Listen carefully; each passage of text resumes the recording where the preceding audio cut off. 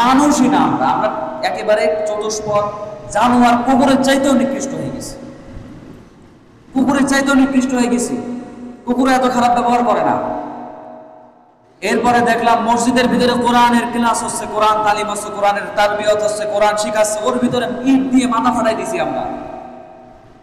ওর ভিতরে যে হামলা করে রক্তাক্ত করে দিছি, মসজিদ লাল করে ফেলেছে, এটা মানুষের পরিচয়? তারা তারা আমার কি ক্ষতি করেছে? তারা কোরআনের ক্লাস নিচ্ছিল মসজিদে, আমার কি ক্ষতি করেছে? তারা কি মসজিদের ইট ভেঙে নিয়ে যাচ্ছিল? মসজিদের ফ্যান খুলে নিয়ে যাচ্ছিল? তাদেরকে আমি মারলাম কেন? মসজিদ লাল হয়ে গিয়েছে এমন মারা মারিছি আমি, কেন মারলাম? এটা আমরা মানুষের কাজ, এটা মানুষটা এত খারাপ আরো করতে হবে। দ্বিতীয় জন বলছে না, হবে না। 3 নম্বর জন তো শয়তান। এবার দ্বিতীয় জন বলছে তুই 5 টাকা দিয়েছিস, তুই 5 আঙ্গুল দেখাবি। আমি 3 টাকা দিয়েছি, আমি 3 আঙ্গুল দেখাবো। ও 1 টাকা দিয়েছে, 1 আঙ্গুল দেখাবে। 1 আঙ্গুল দিয়ে মুড়ি উঠবে, 1 আঙ্গুল দিয়ে মুড়ি উঠবে। শয়তান চিন্তা করছে, ওরে বাবা রে, তো আমার চাইতে বড় শয়তান। মানুষের কাছে শয়তান আর মেনে যাচ্ছে। এবার আমি বোঝাতে পারিছি যে আমরা কেমন হয়েছি। তার মানে ইবলিসের এখন আমাদের কাছে আসে না, এরকম করে গালে হাতে চিন্তা করে, যাক ভালোই চলছে, ভালোই চলছে, আমার চাইতে উপরে উঠে গিয়েছে, এরা ভালোই চলছে, এরা আমাদের গালে হাতে চিন্তা করে, এখন আমার কাছে আসে না।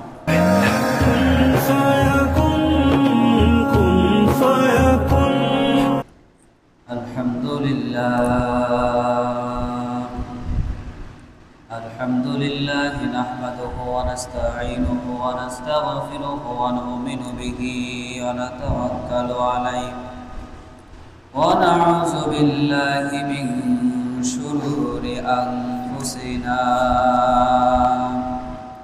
من يهده الله فلا مضل له ومن يضلله فلا هادي له نشهد أن لا إله إلا الله وحده لا شريك له ونشهد أن سيدنا وحبيبنا ومولانا محمدا عبده ورسوله الذي أرسله بالحق بشيرا ونذيرا وداعيا إلى الله بإذنه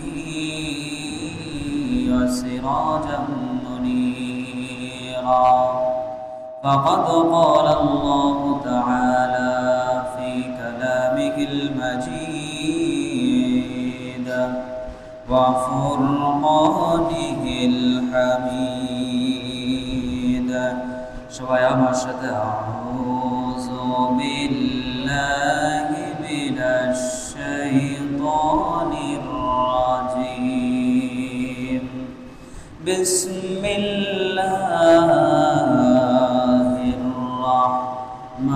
রাহমানির রাহিম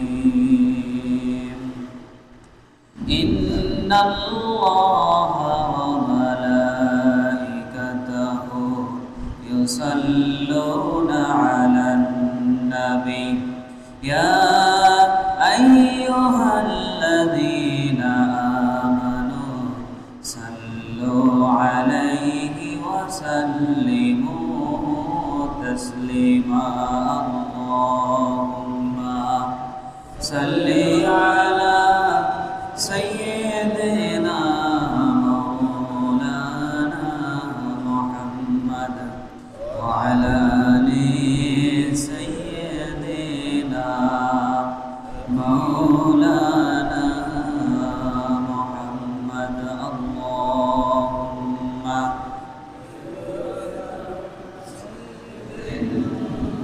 مولانا محمد وعلى آل سيدنا مولانا محمد এমন যদি হতো আমার দেশের শাসক হতো ওমরের মতো হতো আবু বকরের মতো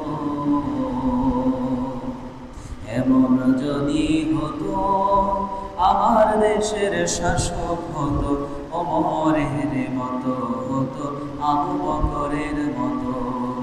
এমন যদি হতো আমার দেশের শাসক হতো ওমরের মতো, হতো আবু বকরের মতো।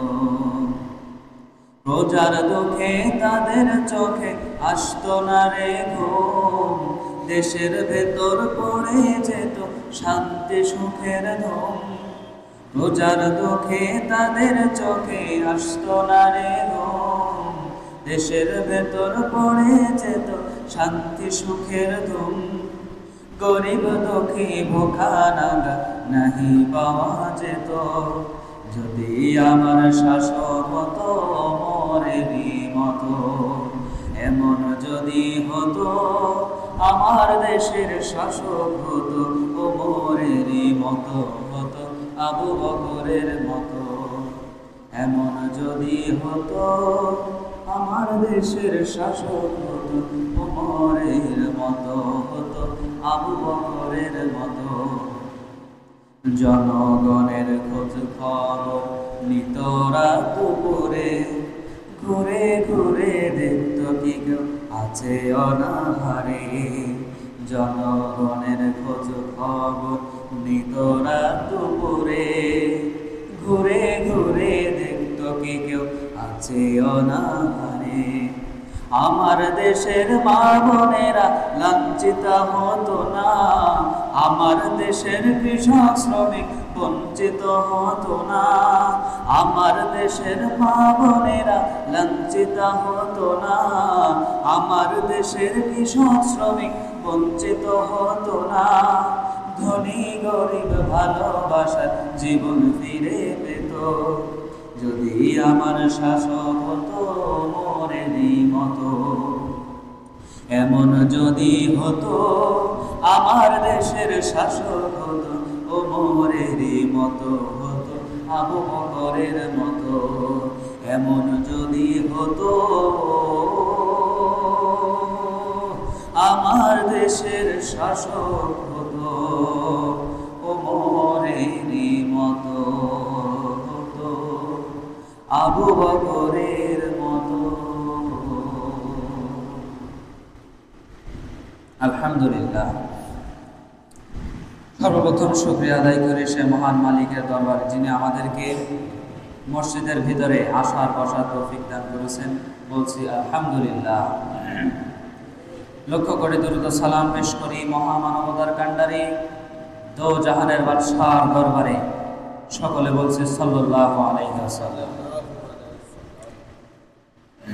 এরই সাথে মাগফিরাত কামনা করছি সেই সব মানুষের, সেই সব ভাইদের যারা ইসলামকে টিকিয়ে রাখতে চেয়ে, কায়েম করতে চেয়ে জীবনটাকে বিলিয়ে দিয়েছেন। আল্লাহ তাআলা তাদের সকলকে জান্নাতের উচ্চ মাকাম দান করুক, বলি আল্লাহুম্মা আমিন। দেখুন, আমি একজন ইসলামী আলোচক। আমি মাহফিলের স্টেজে যেমন আলোচনা করব, এখানেও তেমন আলোচনা করব। কি কথা ঠিক আছে না? নাকি ওখানে একটু বেশি করবো, এখানে কম করবো, এরকম কিছু?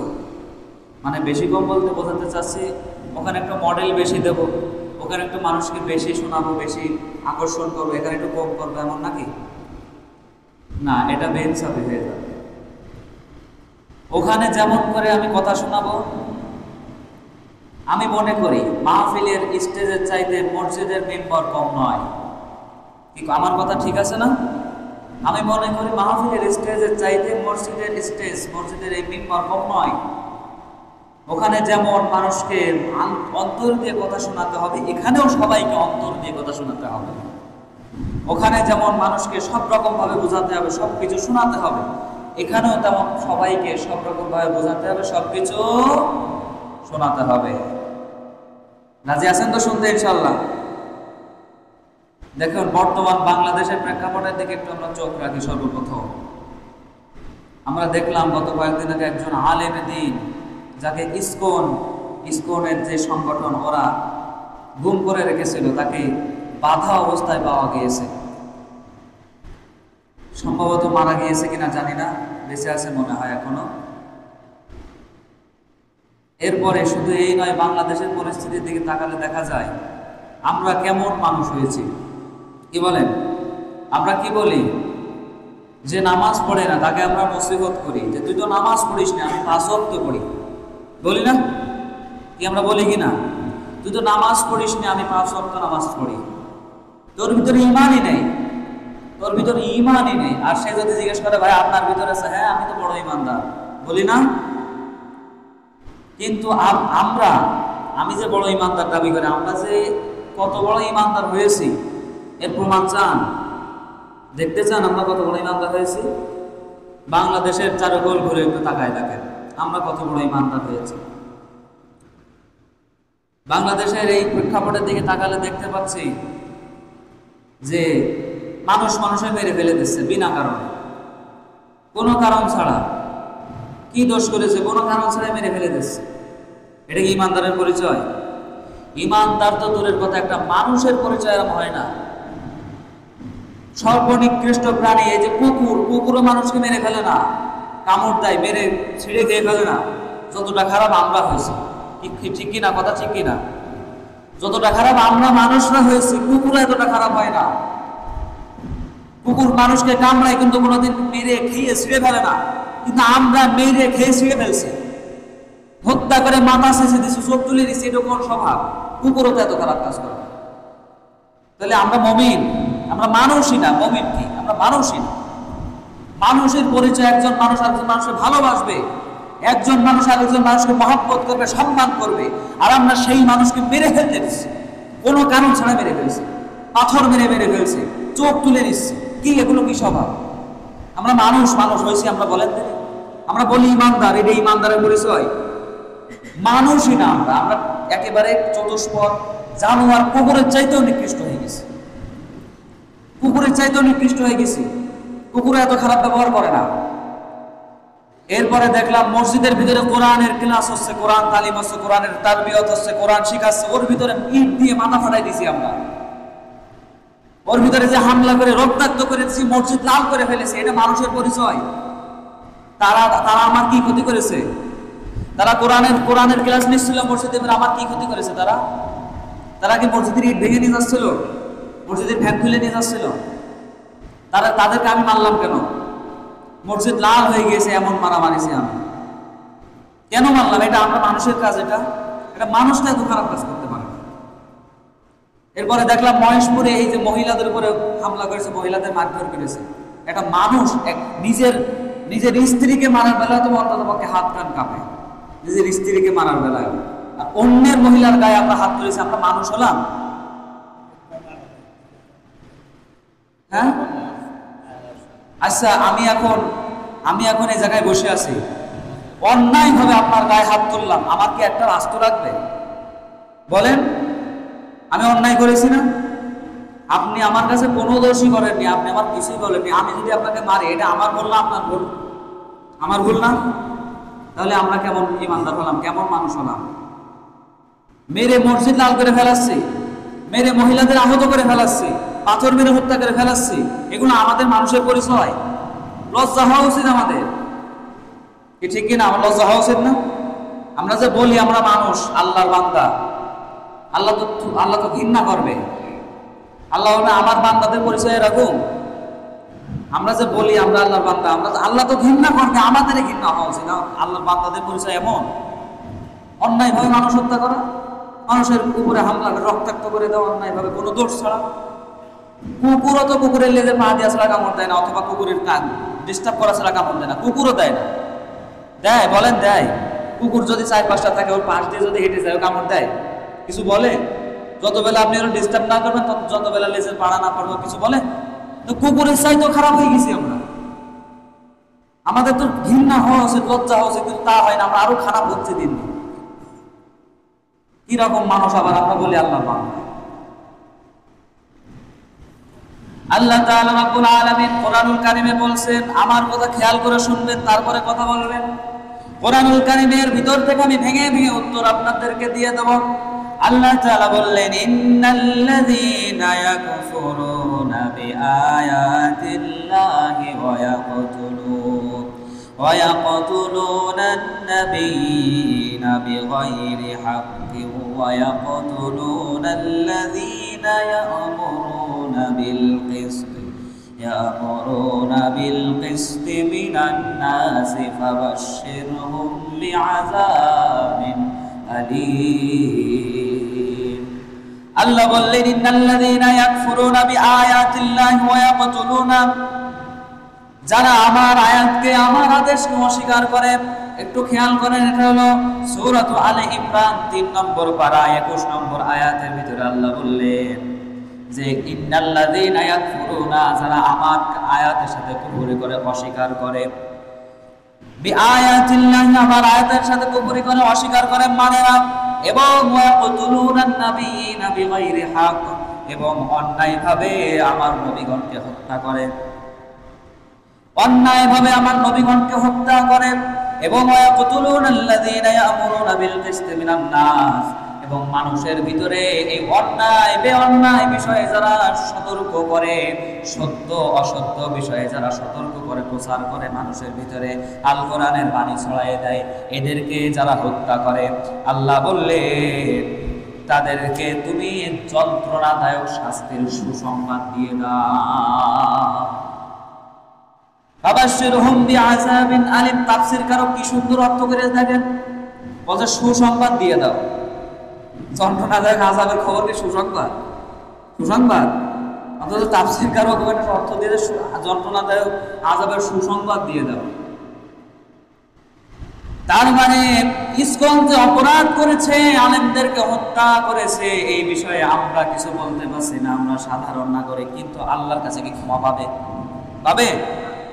কোরআনুল কারীমে পরিষ্কার করে জানায় দিয়েছে, আবারও বল সূরা আলে ইমরান 3 নম্বর পারা 3 নম্বর সূরা 21 নম্বর আয়াত, আল্লাহ বলছেন যারা আমার নবীকে হত্যা করে এবং কোরআনের দাওয়াত যারা পৌঁছায়, অন্যায় সত্য এগুলো বিষয়ে যারা সতর্ক করে, এদেরকে যারা হত্যা করে এবং আমার আয়াতকে যারা কুফরি করে, এদেরকে তুমি শুনিয়ে দাও কঠোর আযাব এদের জন্য অপেক্ষা করছে। নাউজুবিল্লাহ বলবেন না? তাহলে আমাদের জন্য কঠোর আযাব অপেক্ষা করছে। আপনি ভেবে দেখেন একবার, এই যে পাথর মেরে মেরে ফেলে দিল কদিন আগে, আবার এই যে ইসকন একটা আলেমকে ধরে নিয়ে যে গুম করে রাখছিল, মনে হয় মারা যাবে, মরে গিয়েছে কিনা জানি না। আবার এই যে মসজিদের ভিতর যে কথাটা বললাম, মেলে রক্ত রক্ত করে দিয়েছে, এটাই আয়াতের সাথে মিলে যাচ্ছে না? আল্লাহ বলছেন ইন্নাল্লাযীনা ইয়াকফুরুনা বিআয়াতিল্লাহি, আমার আয়াতের সাথে যারা কুফরি করে। এখন যারা তার আয়াত মানে, আল্লাহর আয়াত যারা মানে, তারা কি মসজিদের ভিতরে মারামারি করতে পারতো? পারতো? কি মানলো তাহলে? এ তো প্রথমেই আমরা ধরা খেয়ে যাচ্ছি, প্রথমেই ধরা খেয়ে যাচ্ছে আমরা তার আয়াতই মানলাম না। দ্বিতীয়ত ধরা খেয়ে যাচ্ছে যে আমরা তার পাঠানো প্রতিনিধিগুলোকে মেরে ফেলে দিচ্ছি, তাদের সাথে তাদের জুলুম করছি, তাদের কষ্ট দিচ্ছি। তাহলে আমাদের জন্য কি আছে? শান্তি আছে না জান্নাতে? শান্তি আছে? আযাবুন আলীম, কঠিন আযাব অপেক্ষা করছে এই আমাদের জন্য, এই আমার জন্য। আল্লাহ তাআলা আরো বললেন উলাইকাল্লাযীনা হাবিতাত আ'মালুহুম ফিদ দুনিয়া ওয়াল আখিরা ওয়া মা লাহুম মিন নাসিরিন। আল্লাহ বললেন, এটা হলো 22 নম্বর আয়াত, এরা হলো ওই সব লোক যাদের আমল দুনিয়া ও আখিরাতে দুই জায়গায় নষ্ট হয়ে গিয়েছে। এরা হলো ওই সব আমার বান্দা যাদের আমল আমার দুনিয়াও কোনো কাজে লাগবে না, আমার আখিরাতেও কোনো কাজে লাগবে না, এবং তাদের কাছে কোনো সাহায্যকারীও নেই।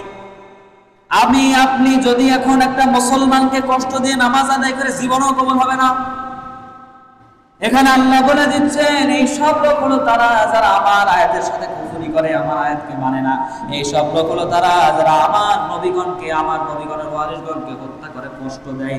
আর তারাই কষ্ট দেয় যাদের আমল দুনিয়া এবং আখিরাতে নষ্ট হয়ে গিয়েছে। তার মানে আপনি ফরজ হজ 3 বার করলে কোনো কাজ হবে? হবে?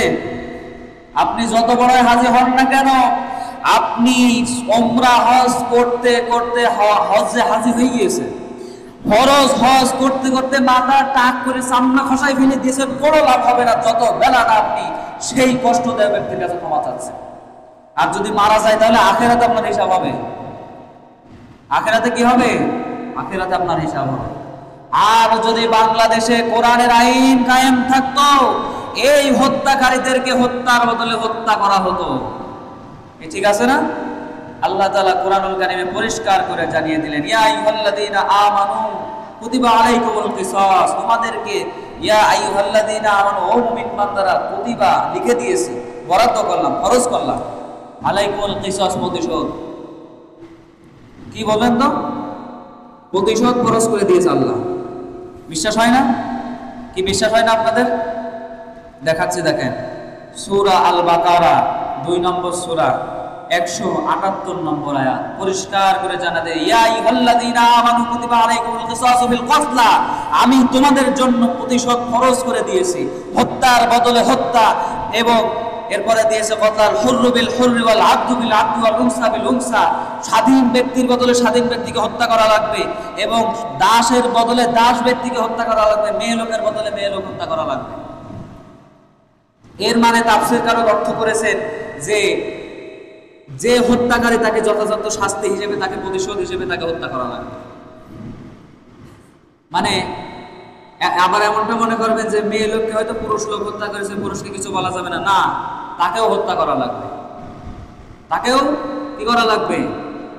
সুতরাং এই জায়গায় যদি কোরআনের আইন কায়েম থাকতো, আমরা একজনকে পাথর মেরে হত্যা করে শান্তি পাইতাম, সাথে সাথে সরকার আমাদেরকে হত্যা করে ফেলে দিত, কিন্তু সেই আইন তো কায়েম নেই। এই জন্য আমি প্রথমে সঙ্গীতটা গেয়েছি, এমন যদি হতো আমার দেশের শাসক হতো, ওমরেরই মতো হতো, আবু বকরের মতো। আপনারা কথা না বললে কিন্তু ঘুম আসবে। মাঝে মাঝে আপনারা নিজেদের তেজ বাড়ানোর জন্য আমার কথায় সাই দেবেন, তাহলে ঘুম আসবে না। ওমর রাদিয়াল্লাহু তাআলা আনহু যখন প্রেসিডেন্ট ছিলেন, রাত্রেবেলা চাদর মুড়ি দিয়ে বেরোয় যেতেছে, কেউ কারো ঘুমে অসুবিধা হচ্ছে কিনা, কেউ না খেয়ে শুয়ে আছে কিনা, কারো কোনো অসুবিধা হচ্ছে কিনা দেখে বেড়াইতো। এই জন্য বললাম, রোজার দুঃখে তাদের চোখে আসতো না রে ঘুম, দেশের ভেতর পড়ে যেত শান্তি সুখের ঘুম, বলেছি না? রোজার দুঃখে তাদের চোখে ঘুম আসতো না। আর আমরা যে অন্যায় করছি, এই জায়গায় যদি আজকে ওমর রাদিয়াল্লাহু তাআলা আনহু বেঁচে থাকতো, আমি গ্যারান্টি দিয়ে বলছি, এক কোপে তলোয়ার দিয়ে মাথা আলাদা করে দিত। ভুল বললাম নাকি? আমরা যে অপরাধ এখন করছি, লজ্জা হওয়া উচিত আমাদের। অথচ আল্লাহ বললেন, ইয়া আইয়ুহাল্লাযীনা আমানু কুতিবা আলাইকুমুল কিসাসু ফিল কতলা, আল হুররু বিল হুররি ওয়াল আবদু বিল আবদি ওয়াল উনসা বিল উনসা, ফামান উফিয়া লাহু মিন আখিহি শাইউন ফাত্তিবাউন বিল মা'রুফ ওয়া আদাউন ইলাইহি বিইহসান, যালিকা তাখফীফুম মির রাব্বিকুম ওয়া রাহমাহ, ফামান ইয়াতাদা বা'দা যালিকা ফালাহু আযাবুন আলীম। তোমাদের ভিতরে আমি প্রতিশোধ ফরজ করে দিলাম, প্রতিশোধ নেওয়া বরাদ্দ করে দিলাম, লিখিত করে দিলাম, এবং এরপরে জীবিত ব্যক্তির বদলে মানে স্বাধীন ব্যক্তির বদলে স্বাধীন ব্যক্তিকে হত্যা করবা, এবং নারীর বদলে নারী, গোলামের বদলে গোলামকে হত্যা করে ফেলবা। এরপরে আল্লাহ বললেন, কিন্তু এর মধ্যে যদি হত্যাকারীর হত্যা হওয়া, যে হত্যা হয়েছে তার প্রতিবেশী, তার আত্মীয় স্বজন যদি কোনো কোমল আচরণ করে, সেই ব্যাপার আলাদা। মানে এখানে মাফের বিষয় আছে, যে যে মারা গিয়েছে, যে হত্যা হয়েছে, সে এই যে আমি একজনকে যদি মেরে ফেলি, সেই একজনকে মারার ক্ষমা আল্লাহ নিজেও করে না। আমার কথা বুঝেন? কিন্তু আমি যদি একজনকে মেরে ফেলি, সেই ব্যক্তিকে মেরে ফেলেছি, এই গুনাহকে ক্ষমা করার ক্ষমতা আল্লাহরও নেই, আল্লাহ ক্ষমা করে না। এবার বলবেন কি ব্যাপার, আল্লাহ বানাইছে, আল্লাহ ক্ষমা করবে না? মানে কারণ আল্লাহ নিজেই বলছে, কারণ এর একটার আমার কাছে নেই, এ যারে হত্যা করেছে তার আত্মীয় স্বজনের কাছে ক্ষমা চায়, ওর আপনজনের কাছে ক্ষমা চায়, যদি ক্ষমা না করে জীবন ক্ষমা, জাহান্নামে যাওয়া লাগবে। এই জন্যে আল্লাহ বলছেন, যদি তার আত্মীয় স্বজন, তার নিকটাত্মীয়, মানে তার আপনজন যদি বলে না ক্ষমা করে দিলাম, তাহলে তুমি পেয়ে যাবে ক্ষমা। আবার এর মধ্যেও কিন্তু আছে যে আল্লাহ বললেন, এর মধ্যে ওয়া আদাউন ইলাইহি বিইহসান, এর মধ্যে মুক্তিপণ, মানে রক্তপণ হিসেবে কিছু টাকা গ্রহণ করা যাবে। কিছু কি গ্রহণ করা যাবে? এটা ওই মৃত ব্যক্তির পরিবার নেবে। এরপরে আল্লাহ বললেন, আর যদি এটা তোমরা না মানো, তাহলে তোমার জন্য রয়েছে আযাবুন আলীম, যন্ত্রণাদায়ক শাস্তি অপেক্ষমান। তার মানে আল্লাহ শুধু কঠোরতা পালন করেছে না, আল্লাহ তাআলা আমাদের জন্য অনেক সময় অনেক আইন সহজও করে দিয়েছে যা আমরা বুঝতেও পারি না, মানতেও চাই না। ও আমার প্রিয় বানুড়িয়া এলাকাবাসী, খেয়াল করে দেখেন বাংলাদেশের প্রেক্ষাপটে আমরা যা শুরু করেছি আমাদের ক্ষমা পাওয়ার যোগ্য নয়। আমরা একজনকে মাথা ফাটিয়ে রক্তাক্ত করে দিচ্ছি, একজনকে পাথর মেরে হত্যা করে ফেলেছি, একজনের চোখ তুলে নিচ্ছি। ভাই ভাই দেখলাম চোখ তুলে নিয়েছে জমি জায়গার বিষয়ে, দেখেছেন কিনা জানি না। জমি জায়গায় মারামারি হয়েছে, ভাইতে ভাইয়ের বউকে মিলে চোখ তুলে নিয়েছে, বড় ভাইয়ের চোখ, দুই চোখ আমি নিজে দেখেছি, আমার কাছে সে ভিডিও আছে। এই আঙ্গুল ঢোকায় দুইটা চোখ তুলে নিয়েছে, দুই ভাইতে ধরেছে। তাহলে বলেন আমরা মানুষ হয়েছি? এটা মানুষের পরিচয়? মানুষের পরিচয়? আমি আপনি তত বেলা ক্ষমা পাবো না যত বেলা ওই মৃত ব্যক্তির আত্মীয় স্বজন, মৃত ব্যক্তির আপনজন ক্ষমা না করবে। আর যদি আল্লাহর কাছে দুটি হাত তুলে একবার আল্লাহর কাছে জমা দিয়ে দেয়, আল্লাহর কাছে বিচার দিয়ে দেয়, আল্লাহ দুনিয়ার বুকে কোনো কোর্ট আমারে ফয়সালা করতে পারেনি, আমার বাবার হত্যার বিচার, আমার ছেলের হত্যার বিচার দুনিয়ার কোনো কোর্ট করতে পারে নাই। আল্লাহ তোমার কাছে বিচার দিলাম, তুমি যা পারো তাই করে নিও। মনে রাখবেন আমার আপনার জন্য যত আমল করি না কেন, আমার আপনার জন্য কপালে জাহান্নাম লিপিবদ্ধ হয়ে যাবে। যখনই বিচার দেবে তখনই কপালে জাহান্নাম লিপিবদ্ধ হয়ে যাবে, আপনাকে কেউ ঠেকাতে পারবে না, আল্লাহ নিজেও ক্ষমা করবে না। তার মানে আমরা এই যে এত বড় বড় ইমানদারের দাবি করে নামাজ পড়ি, হজ করি, রোজা রাখি, যাকাত দেই, এগুলোতে কোনো লাভ হবে না যত বেলা আমরা আল্লাহর এই কথা অনুযায়ী মানুষকে কষ্ট দেওয়া যত বেলা বন্ধ না করব, তত বেলা পর্যন্ত আমাদেরকে আল্লাহও ক্ষমা করবে না, ওরাও ক্ষমা করবে না। বান্দার হক মারাত্মক জিনিস, আল্লাহর হক আল্লাহ ক্ষমা করে, বান্দার হক আল্লাহ ক্ষমা করে না। বান্দার হক কি করে না? আল্লাহ ক্ষমা করে না। ধরেন এই মসজিদের আমি একজন সভাপতি, আমার কাছে এখন 1 লক্ষ টাকা একজন দিয়েছে মসজিদটা উন্নয়ন করার জন্য। আমি যদি 50,000 টাকা মেরে খাই আর 50,000 টাকা দিয়ে বলি একজন দিয়েছে উন্নয়ন করো, আমার বিশাল দাম হবে না? ওরে সর্বনাশ, 50,000 টাকা নিয়ে আসছে কিন্তু আর অথচ খেয়ে ফেলাইছি। এই যে হক মেরে খাইছি আমি, এই মসজিদ যতদিন পর্যন্ত এখানে প্রতিষ্ঠিত থাকবে ততদিন পর্যন্ত আমার ঘাড়ে গুনাহ হতেই থাকবে। নাউজুবিল্লাহ বলবেন না? সুতরাং কমিটিতে যারা আছেন সাবধান, কিন্তু এক আনা খাবেন কমিটির, এক আনা পয়সা মেরে খাবেন মসজিদের, সারা জীবন একেবারে গুনাহ হতেই থাকবে, মাফ হবে না, একেবারে লিপিবদ্ধভাবে হবে। তার মানে কি আমরা জাহান্নাম থেকে বেঁচে থাকতে পারছি? আমরা তো মনে করি জাহান্নাম তো অনেক দূরে, আমাদের জান্নাত কাছে। আবার এটা মনে করি জান্নাতের সংখ্যা বেশি, জাহান্নামের সংখ্যা কম, আমরা জান্নাতেই বসে আছি। জান্নাত কি তোমার মা বাড়ির আবদার? হ্যাঁ, জান্নাত পেতে হলে সেই যোগ্যতা অর্জন করা লাগবে।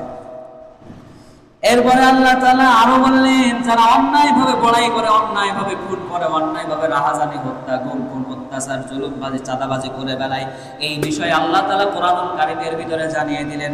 সূরা আল আরাফ 9 নম্বর পারা 7 নম্বর সূরা, এটা হলো 146 নম্বর আয়াত।